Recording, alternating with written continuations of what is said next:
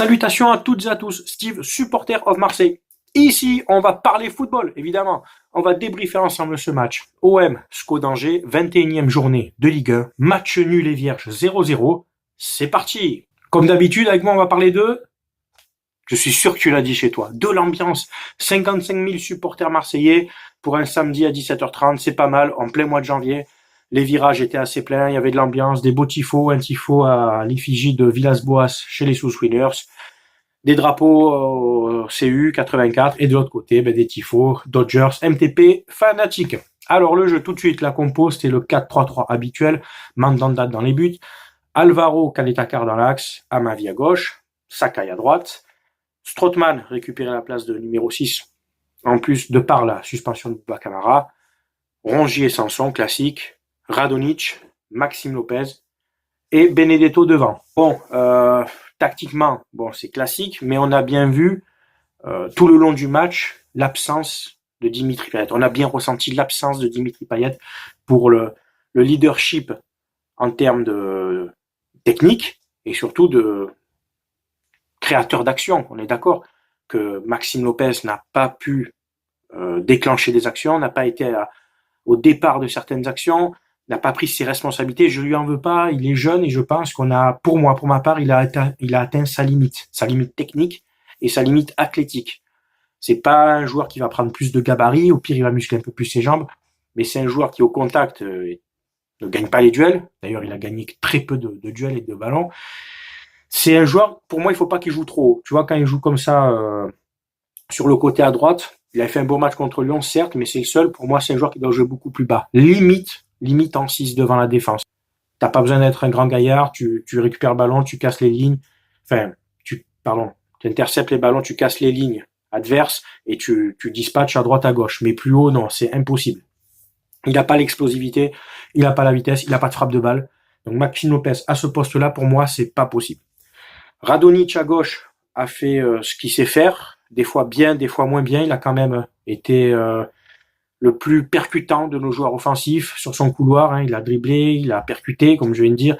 Il a essayé de centrer, donner les bons ballons. Bon, malheureusement, soit Benedetto était pas bien placé, soit le centre n'allait pas vers Benedetto. Donc, à chaque fois, ça trouvait personne.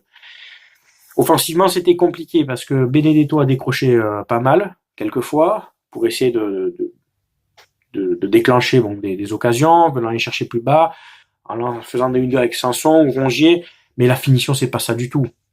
Benedetto, c'est 3 frappes, 0 cadré.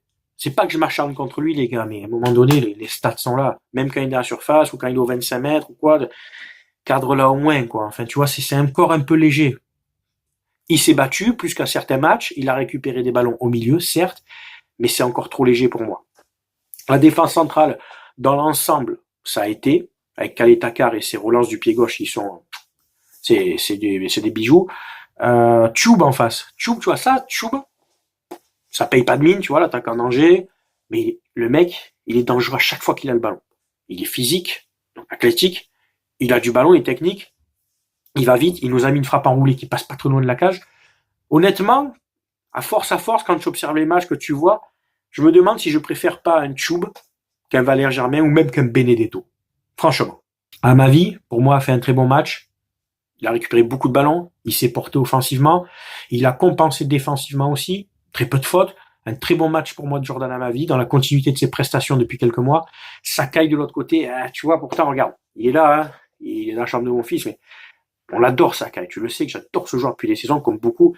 Mais comme tu le sais, quand un joueur est bon, je le dis, quand un joueur est pas bon, surtout depuis un moment, il faut le dire aussi, il faut être objectif. Et Sakai, depuis un moment, c'est pas ça, quoi. Alors, il se fait prendre au duel. Offensivement, c'est 0, tu vois. Et même qu'il essaie d'apporter, il a toujours quand même cette volonté, mais c'est trop limite, c'est trop juste, pardon. Les débordements n'arrivent jamais au bout. Les centres, c'est une catastrophe. Bon, il est pas vieux non plus, c'est pas un cramé, il a 30 ans, mais peut-être qu'il a atteint sa limite, peut-être qu'il a été bon les 2-3 précédentes saisons. Peut-être que il faudrait voir à le faire évoluer, à lui faire changer de poste peut-être. C'est un joueur qui, je pense, a les capacités pour jouer défenseur central par contre. Il aura plus les courses à faire, Il aura plus peut-être à se porter vers l'avant, à avoir cette justesse technique pour les centres, mais c'est un joueur battant qui peut dépanner en défense centrale, je pense. Hein, pas dans des gros matchs, mais des matchs moyens, quoi. Strootman, c'est le joueur qui a touché le plus de ballons. 127 ballons touchés par Strootman. Alors on s'en rend pas compte, mais c'est beaucoup passé par lui et c'est significatif aussi qu'on n'arrivait pas à faire du jeu. C'est-à-dire, comme Angers, ils ont mis le bus en fait. Hein. Alors ils ont mis le bus, mais quand même, ils ont tenté quelques coups en contre, par Tube notamment. Hein, enfin, ils ont été dangereux, quoi. Hein. À tout moment, tu te dis, putain, ils te prennent dans le dos des latéraux, t'es pas à l'abri. Mais voilà, Strootman, c'est le joueur qui a touché le plus de ballons, il en a pas perdu des masses, il a été propre, juste. Alors son match, son travail se fond dans la masse, parce que quand tu vois un 0-0, tu penses que tout le monde n'a pas été bon. Non, dans l'ensemble, Strootman a été correct. Samson Rongier, bien aussi, pas les prestations qu'on a déjà vues sur d'autres matchs. Ils étaient à la récupération, mais après devant, tu vois, ça combinait mal, que ce soit surtout avec Lopez et Benedetto. Après, il y a eu les remplacements, donc c'est recevoir les mi-temps, et puis on enchaîne les remplacements. Il me semble que Germain rentre à la place de Maxime Lopez, pour apporter peut-être un peu plus d'agressivité sur le porteur du ballon, pour presser la défense et puis avoir un attaquant de plus. Kawi a remplacé Radonjic. Bon, Kawi a essayé d'apporter, il a une touche technique, il est quand même assez fin avec le ballon. Bon, après, il est un peu juste aussi au niveau gabarit. Et il y a eu la rentrée après, je crois que c'est Ake, voilà, c'est Ake qui est rentré à la place de Morgan Sanson. Alors, vous savez que j'aime beaucoup Marley Ake, de par son culot, il a tenté une frappe qui est contrée, qui partait bien, tu vois, passement de jambes. C'est un joueur explosif et qui tente, tu vois. Et j'aimerais qu'on le voie plus souvent. À la place de Maxime Lopez, tu vois, moi j'aurais mis Ake. Il était inversé avec Radonjic, enfin il permutait. Il faut tenter des choses. Des fois, Villas-Boas peut-être est un peu sur la retenue. Il a cette qualité, comme je dis, de pas savoir perdre le match. Quand tu sais pas le gagner, quand tu vois que ça va être compliqué de le gagner, il faut aussi ne pas savoir le perdre. Je fais un parallèle qui peut choquer peut-être beaucoup, mais tu sais qu'avec moi, là, je dis ce que je pense, pas de langue de bois. Ce match-là, bon, sous l'ère Garcia, l'année dernière, tu le perds. Et sous l'ère Bielsa, je vais te dire, tu le perds aussi. Bielsa, c'est tout pour l'attaque, ok, il y avait un fond de jeu, ce que tu veux, de l'allant vers l'avant. Ce match-là, en contre, tu le perds. Parce qu'on en a perdu des matchs comme ça avec Bielsa, surtout en deuxième partie de saison. Villas-Boas, il sait aussi ne pas le perdre. Alors, sur les réseaux sociaux, hier soir et ce matin, ça gueulait, ça remettait tout en question. Ça a oublié ce qu'on a fait il y a quelques temps. Moi, je dis, ok, on fait match nul contre Angers. Bon, Angers, c'est quand même une équipe qui est pas dégueulasse en Ligue 1. Ils sont 8e, à quelques points du podium. Ils seront pas sur le podium, mais ils sont là. Ils ont été emmerdants pour certaines équipes. Ils ont accroché certaines équipes.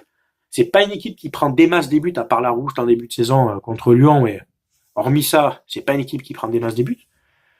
Ma foi, oui, on fait 0-0, certes. Vous pensez quoi? Qu'on allait gagner tous les matchs? Parce que là, je m'adresse à tous ceux qui, d'un coup, remettent tout en question.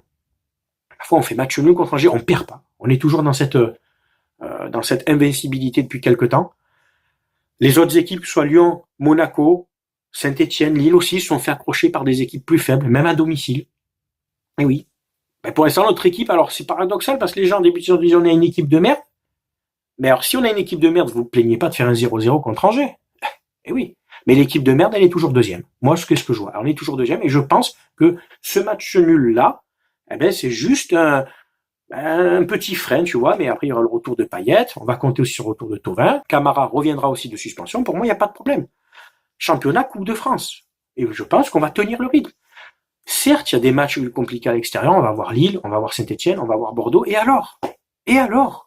On joue, on est là pour jouer. On a su taper Lyon, on a su taper Lille. On a su gagner des bons matchs, on a su aller gagner à Rennes. Moi, je ne remets pas tout en question pour un match nul contre Angers. Je suis désolé. Voilà. C'est sûr, c'était pas un beau match, c'était pas génial. On a eu la possession de balle. On a essayé de faire quelque chose. Moi, je pense quand même que dans cette équipe, pour moi, c'est que mon avis personnel. Or, si t'enlèves Payet, tu vois vraiment qu'il y a une carence technique. Et Benedetto est un bon joueur, il n'y a pas de problème. Un bon attaquant, mais pas un vrai attaquant, pas un pur attaquant. C'est un mec qui tourne autour. En fait, c'est un Valère Germain amélioré. Normalement, c'est tu mets un mec devant, et l'autre, c'est un 9,5, quoi. On voit quand même ses limites devant. Il a du jeu, il est bon de la tête, il n'y a pas de problème, mais il est trop esselé. Voilà, c'est mon avis. Voilà, rien à dire de plus sur ce match. Maintenant, c'est à vous, bien entendu, de débattre en commentaire sur ma page Facebook, sur ma chaîne YouTube. C'est à toi de donner ton avis. Tu le sais, avec moi, ici, on respecte les avis de chacun. Tout le monde est le bienvenu. Tu peux inviter tes amis, supporters de l'OM ou pas. Ici, on parle football anti-putabuzz, tu le sais. Et je vous souhaite à tous de passer un très bon dimanche, une très bonne semaine, et on se dit à très bientôt pour le prochain débrief. Allez, ciao ciao tout le monde, à bientôt.